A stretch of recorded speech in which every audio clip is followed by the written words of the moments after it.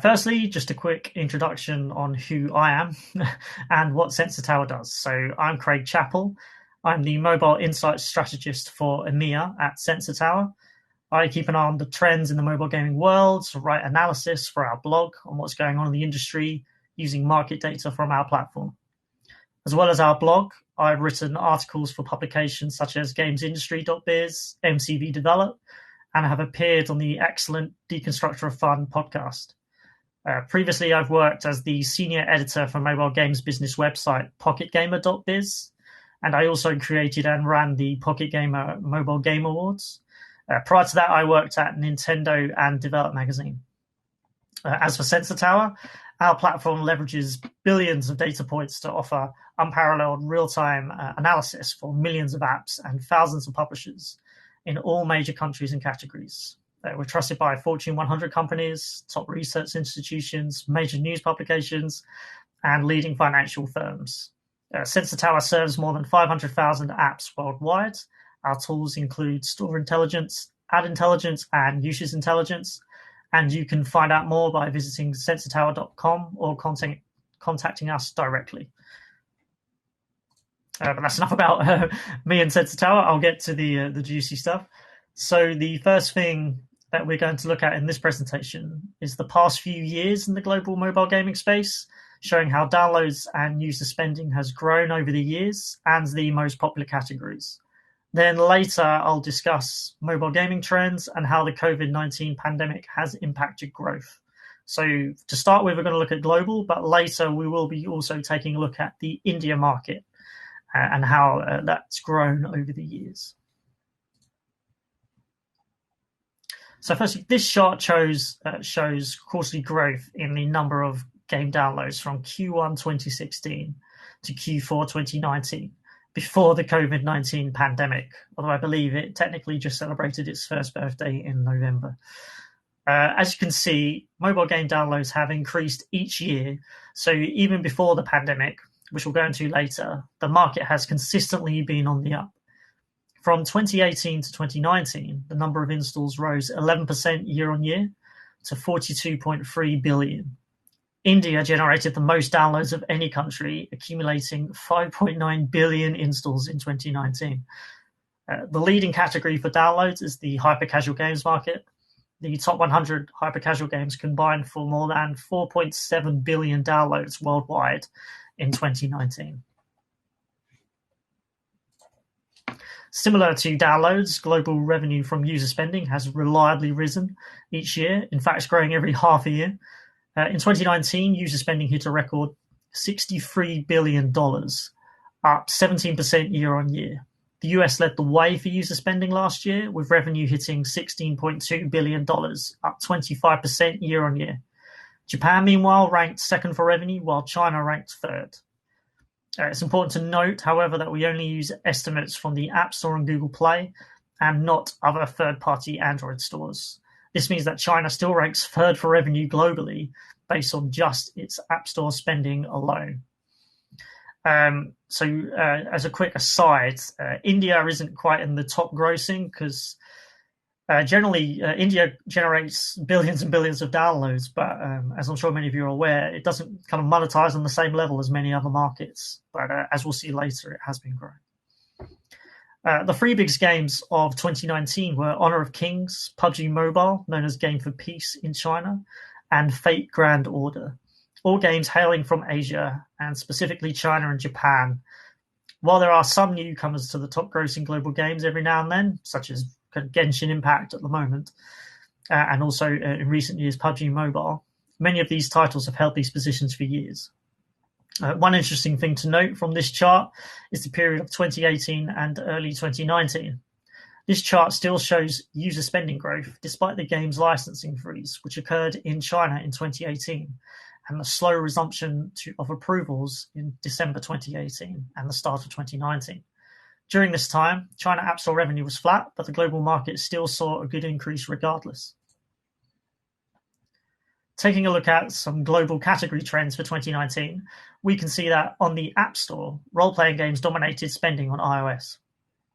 The category is particularly strong in China, with players there contributing 39% of the genre's revenue.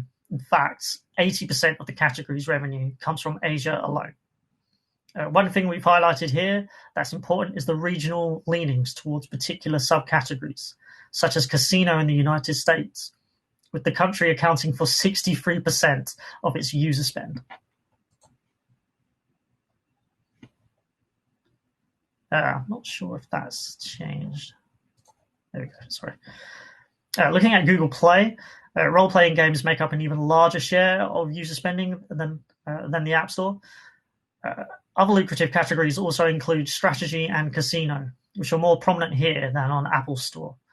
As we've noticed, the outsized popularity of RPGs across both stores has led to publishers to integrate some of their trademark elements into puzzle, simulation, and other titles to aid engagement.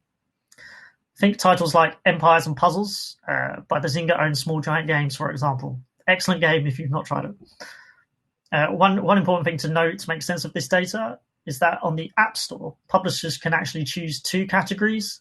So, for example, maybe strategy and RPG, while on Google Play, publishers choose just one category. And depending on how publishers categorize their apps, they can potentially skew revenue figures, particularly if it's a title you may not typically associate with that genre, such as PUBG Mobile being tagged as a strategy game, for example. So recently, Sensor Tower has actually released the game taxonomy, and I'll be happy to provide some more data on that, on kind of the top growing genres based on our unique taxonomy for this year. Next up, we're going to look at a few of the big mobile gaming trends in 2020. First, we'll talk about the battle passes and subscriptions. I'm sure this is nothing new to you, as these monetization models are proving to be increasingly popular in mobile gaming, particularly amongst the top-level games. Battle passes, as really popularized by Fortnite, has players spending money each season, which can last for any length of time, and rewards players with special content, such as cosmetic items in Fortnite. Despite how well the Battle Pass has performed for Fortnite, publishers haven't been able to copy and paste this model at will, but there have been a few key successes. As you can see from the chart here, one of those is Supercell's Clash of Clans. While still making lots of money anyway, user spending have been on the decline since 2015, dropping to an estimated $572 million in 2018. In 2019, however, Supercell introduced the Gold Pass and Season Challenges into the game. This helped spur on a jump in spending for 2019, driving sales of in-app purchases up 27% year-on-year to an estimated $722 million. The challenge, of course, is maintaining this, but it certainly seems to have stemmed the decline ever since for a game that was released back in 2012. Another game that had huge success for the Battle Pass system is PUBG Mobile, with its Royale Pass helping the title generate sales of approximately $4.1 billion from the App Store and Google Play. This number doesn't include revenue, again, from third-party Android stores, such as those available in China, for example. It doesn't always work, though. So Clash Royale used the Battle Pass system, and that didn't stop a revenue decline in that game, perhaps even encouraging users to spend less money. As well as the Battle Pass, there's also the more traditional subscription model, which asks users to subscribe for a regular length of time, typically monthly, and it'll be a recurring fee. We've seen this used by Nintendo in Animal Crossing and Mario Kart Tour to some success, but the latter baking it in from the start and generating more than $165 million to date. We're increasingly seeing passes and subscriptions proving to be viable complements to traditional monetization models across an increasingly wide variety of game genres. It'll be interesting to see in future how many games and genres are able to utilize this successfully. The second trend we've highlighted is games cutting through the noise with big IP. Utilizing big entertainment IP isn't exactly a new phenomenon, but what is interesting in particular is how classic console IP from the world's biggest publishers is making an impact on mobile. As you can see here, Mario Kart Tour generated 124 million downloads in its first month. Call of Duty Mobile generated 148 million, and Pokemon Go 163 million. And these obviously aren't hyper-casual titles. These are big titles with in-app purchases and the long-term built in mind. Looking deeper and at the all-important revenue, four of last year's top 10 grossing games were based on console or PC IP. In the top 30 grossers, 7 of these were based on these big IPs. We're increasingly seeing big publishers either developing in-house or seeking partnerships to bring their console and PC titles to mobile audiences, in turn creating new business opportunities for them. The next trend we're seeing is that the mobile game market is growing for everyone. So this isn't to downplay the challenges at all of entering the market, which are significant for those looking to release a top grossing title, and well, for everybody really. But the data is at least promising, as it shows that more money is being shared around. In 2019, the top 10 grossing games generated $9.7 billion, which was up 5.2% year on year. However, the share of revenue for the top 10 actually decreased from 17.2% in 2018 to 15.8% in 2019. This means that games outside of the top 10 are getting a bigger slice of the pie. For example, the top 11 to 30 mobile games generated $8.8 billion last year, which was up 15.9% year on year. More mobile games makers than ever are realizing significant success outside of the top 10 for their in-app purchase focused titles. I appreciate that was a lot of data. Feel free to take a screenshot.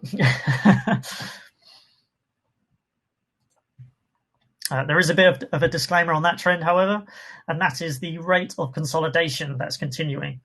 The likes of Stillfront, Scopely, Ubisoft, Zynga, AppLovin, and others are making big acquisitions and investments in the market, meaning more studios are becoming interconnected. This comes as the large IP holders are realizing the challenges of breaking into the mobile gaming space and are instead seeking deals with experienced studios to fulfill their ambitions. Sometimes this doesn't mean mergers and acquisitions, but big partnership deals. So, such as Nintendo and DNA, and Activision with Tencent, and EA with NetEase for the upcoming Diablo Immortal. So, one of the biggest things to happen to the mobile games market, well, it was supposed to be this year, but it will be next year now, will be the changes to the IDFA, or the Identifier for Advertisers, on the Apple App Store.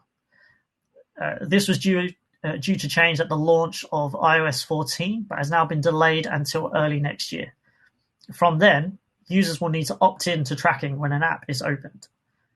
The net effects of this is that advertisers will have much less visibility on mobile users, as it's expected that many users will simply just not opt in. Adjust claims that 20% of iOS users already cannot be tracked through the IFA because they have limit ad tracking turned on. And this latest update will make it even more challenging for publishers. This is a move that will affect everyone, from publishers that focus on games with in-app purchases, who will have new challenges targeting users, to hyper-casual publishers who acquire users en masse and whose entire business model relies on bringing in millions of players through UA. So whilst this is happening to the App Store, it may happen to Google Play. Similar. But I won't be going too deep into this huge topic. I'll be honest, I'm not a complete expert on this topic, but however, I do advise you to check out user acquisition expert Eric Seufert's thoughts on IDFA over at Mobile Dev Memo, who has gone into the subjects at length in numerous articles. Lastly, on our trends, before we go to COVID-19, of course, is China's App Store licensing crackdown. For a quick bit of history, it's actually been part of the regulations in China for a while now that mobile games on its stores need to be approved and obtain an ISBN to be released in the country. This ensures that these titles adhere to the country's strict regulations and content requirements.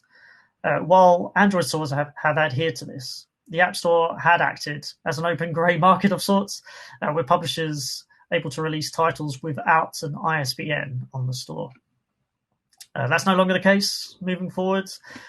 What's more, publishers that already have games on the App Store without an ISBN had until July 31st, 2020 to provide one, or their game would be removed. I should note that for now, this only affects premium games and those with in-app purchases, so free games that monetize solely through ads are unaffected by this particular measure. As a result of this crackdown, in the first 7 days of July, more than 2,500 mobile games were removed from the App Store. In August, more than 27,400 games were removed. As you can see from this chart, the daily median number of games removed from China's App Store jumped by 137% to 277 in August, up from 117 in July. Please note, however, that our figures only capture titles that were large enough to rank in the App Store's game subcategories at some point, and that have been removed for 5 days or more. Ultimately, this crackdown makes it yet more challenging for international companies to release their games in China. It's worth noting that it will be also be challenging for ad-focused games to be successful in China following this crackdown. So according to My Games, titles that don't have an ISBN will not be able to run social ads on channels owned by Tencent and ByteDance, which limits the user acquisition capabilities of publishers who try to avoid the licensing requirements. As an interesting extra thing to note here, Chinese publishers have a lot of success at home, and the uncertainty around governmental policy changes means that Chinese publishers are increasingly looking global and finding some success. So Tencent and NetEase have made big investments, while Tencent has had huge success with PUBG Mobile, generating more than $4.1 billion worldwide, and recently MiHoYo's Genshin Impact, which we estimate has accumulated close to $360 million worldwide from the App Store and Google Play, with just 31% of that revenue coming from China. However, the recent clampdown on Chinese publishers in India leaves further room for India-based publishers to grow in the local market and perhaps even globally. So I guess the pressure that some Chinese publishers are kind of putting on other international publishers around the world at the top end, India is feeling that lesson. And I guess one other quick trend that was announced yesterday that could have a wider impact on the mobile market is the news that Apple is reducing its revenue share from 30% to 15% for apps that make for app developers that make $1 million or less a year. So potentially great news for startups. May not affect many publishers. Certainly the big revenue generators will remain unaffected by this decision. It'll be interesting to see if Google follows suit. So next, we're going to take a look at the COVID-19 pandemic and how that has impacted the mobile games market. First up, we'll look at global downloads. As you can see from this chart, which expands on the chart at the start of this presentation, there was a very noticeable increase in mobile game installs in Q1 2020 and Q2.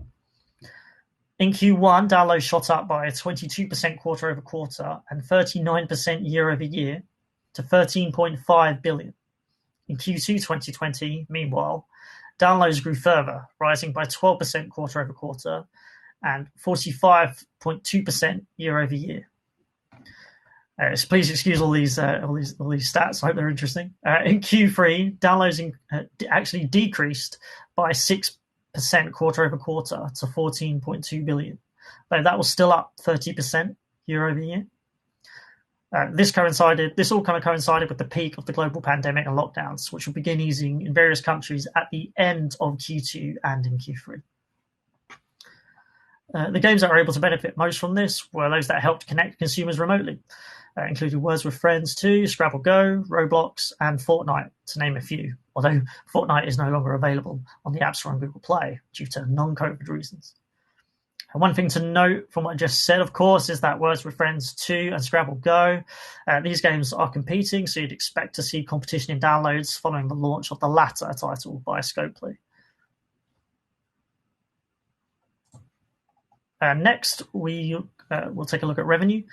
And from here, you can see how it follows on from downloads. So revenue had a smaller increase in Q1 2020 than downloads, rising 8% quarter over quarter and 17.2% year over year to $17.7 billion. This was because revenue lagged behind downloads, and what we can see was a significant rise in Q2. which you can see here is larger than in previous years. So Q2 2020 revenue was up 13.6% quarter over quarter and 32.2% year over year to $20.1 billion. In Q3, revenue actually continued to rise, increasing by 4% quarter over quarter and 26.7% year over year to $20.9 billion. It looks like we're reaching the peak of the pandemic-related boom in mobile gaming revenue, but it's reassuring to see that in Q3, player spending still rose, perhaps leading to a higher baseline for revenue than we saw at pre-pandemic levels. But we'll know more in 2021, as hopefully a vaccine will help countries recover from the pandemic. So in this slide, we're going to focus on India.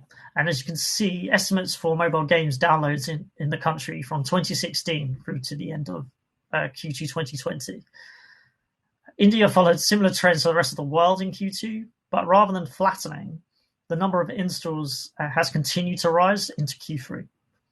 So in Q1, downloads grew 12.5% quarter over quarter to 1.8 billion.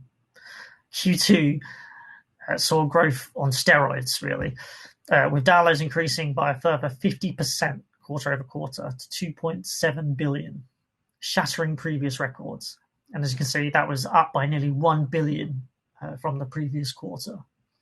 In Q3, unlike at the global level, downloads didn't slow down. Instead, installs rose once again by 7.4% to 2.9 billion. The most downloaded games in India during Q1 to Q3 were Ludo King from GameShin, Hunter Assassin from Ruby Game Studio, and Karen Pool by Miniclip. Looking at player spending, we can see India kept in line with global trends in Q2 amid the global pandemic and lockdowns. Revenue in Q1 2020 rose by 6.5% quarter over quarter to $37.6 million. In Q2 2020, meanwhile, player spending increased by nearly 52% quarter over quarter to $57.1 million, a much sharper increase than from Q4 to Q1. However, unlike at the global level, revenue in India during Q3 declined, falling 24.5% quarter over quarter to $43.1 million. This is likely a combination of the COVID revenue bump ending and the ban on the country's most lucrative mobile game, which was PUBG Mobile. That title alone may have generated around $2 million in just September had it stayed on the stores, but in the end it didn't. The top revenue-generating games in India during Q1 to Q3 were the aforementioned PUBG Mobile, and number 2 was Garena Free Fire, and number 3 was Coin Master. Shooters appear to be particularly popular in India, with Call of Duty Mobile ranking at the number 5 top-grossing game in the country during this period. To get a bit more specific about which categories saw the biggest boost during lockdown, we took a look at the US mobile games market. In the US, downloads spiked in March 2020 amid shelter-in-place orders, resulting in an increase in installs across the top genres, including hyper-casual, puzzle, simulation, and lifestyle. By June, downloads for hyper-casual, puzzle, and arcade games had all fallen below their respective totals in January. Simulation and lifestyle games, meanwhile, were able to maintain most of the increase from earlier in the year. Overall, game category downloads in the US fell below January levels by June, but were above February at 445.7 million. We expect the baseline for game downloads to be above pre-COVID-19 levels moving forward. So now revenue in the US mobile games market peaked a couple of months after the increase in downloads. So the top 200 games combined for nearly $1.5 billion in US user spending in May, though revenue decreased across the top genres in June. Similar to downloads, revenue growth was also distributed across the top genres and was especially high for simulation and shooter games, which each saw quarter-over-quarter growth of nearly 50% in Q2 2020. Overall, revenue peaked in May at $1.9 billion, lagging behind downloads and coinciding with states across the country easing lockdown measures. The top 5 grossing games during Q2 2020 in the US were Roblox, Candy Crush Saga, Coin Master again, Fortnite, and Gardenscapes. So I may have alluded to some of our forecasts in the previous slides. So these are forecasts that we made earlier this year, just at the start of the pandemic. But they're looking pretty accurate at the moment. We'll see by the end of the year. Here you can see some more specifics. So downloads are expected to increase by 35.7% year over year in 2020 to 57 billion as a result of the global pandemic and lockdowns. Obviously a significant jump from 2019. Over the next few years, mobile games are forecasted for higher growth than apps in terms of downloads. The COVID-19 boost to mobile game downloads is likely to be persistent, leading to an increase in downloads from our previous forecast for the years ahead as consumers turn to their phones more than ever. 2020 will see the largest revenue jump over the next few years, rising by forecasted, again, 14.3% year over year to $72 billion. App Store game revenue is projected to grow 51% by 2024, or a CAGR of 8.5%, while the Google Play Games category will have a CAGR of 10.2% between 2019 and 2024. While downloads will experience a rise compared to our previous forecasts prior to the pandemic, our revenue predictions are similar. Our revenue predictions are kind of smaller, in part due to a worsened economic outlook. Sorry, I definitely got that wrong.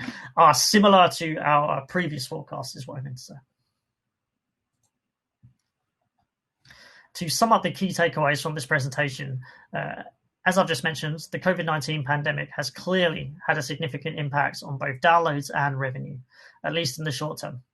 In the long term, we expect downloads to continue to surge, which is why we've raised our forecast through to 2024. Other key takeaways are that the mobile games market is growing for everyone, not just the top games. M&A will continue to ramp up, as we keep seeing, in a mature mobile games market. Further enforcements of regulations in China will make it more challenging for international publishers to enter the market, but it won't make it impossible. The App Store's IDFA changes will impact how many publishers conduct their user acquisition campaigns. And yet, despite all these challenges, the games market and the world faces, this sector is set to continue to thrive in the years ahead. So thanks for listening to this presentation.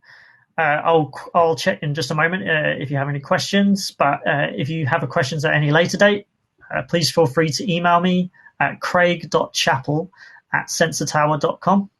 If you're interested in finding out more about the platform and how it can help your business and give you a competitive advantage, you can reach out to our expert team by emailing sales@sensortower.com, who can guide you through the platform and services we offer.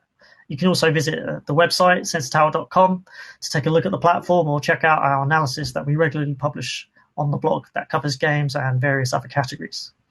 I hope you enjoyed this presentation today. Thanks for sticking with it, and I hope... Hi, Ray. This is Vaishnavi. Hi. How you doing?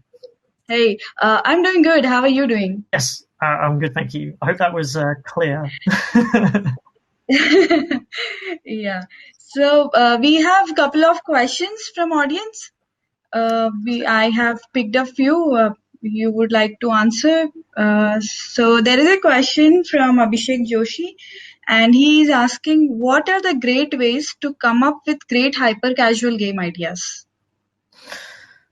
So I guess this is like a question for designers, really. I'll be honest, I'm not a designer, so I wouldn't want to give too much bad advice. I guess the things that I've heard in the past when I've done interviews and that is always really just quick iterations on a very simple idea and using a small prototype to kind of see if it's successful.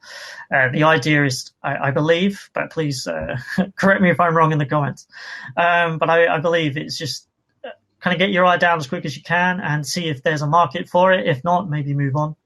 But if there is a market, then you can develop that idea. And lastly, just at least from what I see, it's always good to it looks like it's good to get a hyper-casual games publisher that can actually help you not just with publishing and user acquisition, but they'll help you with the design. Right. There is one more question. So the Apple has announced, 15% of discount for the App Store fee. So what's the impact according to you? What would be the impact on the market? How do you think about it? Yeah, so this is an interesting one. Obviously, it just broke yesterday, and we're looking into this. I have some stats which I might be able to pull whilst I'm talking, but I'm not quite sure the impact it's going to make, significantly on the market. So what I mean by that is most of the revenue is made Mhm. by companies that generate over $1 million. So it's not going to, in terms of Apple, it's not really going to affect its bottom line, seemingly. It's probably good news for startups. So if your forecast is to make less than $1 million as a developer in your first year, then that's really great news, right? Because then that's more money that you can reinvest into your business. So in theory, it can be good help to startups. But I think anyone that's kind of focusing on in-app purchases might be looking at more than $1 million in a year. So I'm not Yeah. quite sure if it's really going to have that much of an impact on developers. But small studios that's just starting out, I think it's brilliant. It's because it's an Yeah. option. If you're making more than $1 million, then you're doing well. If you're making less, then you've got a bit more money to kind of play with. So Yeah. yeah, that's my opinion. Perfect, perfect. And how do you see Indian market, in terms of according to that data, how do you see Indian gaming market would be in the future? Well, it looks like the Indian market keeps growing, right? So it's kind of growing pretty consistently.